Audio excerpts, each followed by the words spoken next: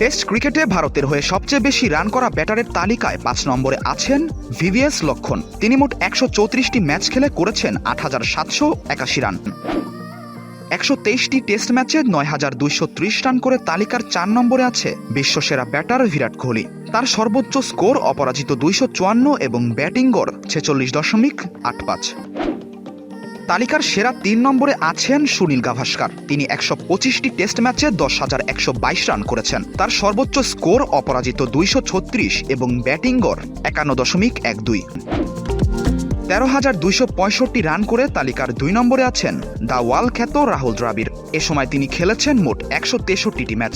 Test ক্যারিয়ারে তার সর্বোচ্চ স্কোর ২৭০ এবং ব্যাটিং গড় রান ৫২.৬৩। ২০০টি টেস্ট ম্যাচে ১৫,৯২১ রান করে সবার উপরে আছেন ক্রিকেট ইতিহাসের অন্যতম সেরা ব্যাটার শচীন টেন্ডুলকার। তার সর্বোচ্চ স্কোর অপরাজিত ২৪৮ এবং ব্যাটিং গড় ৫৩.৭৮।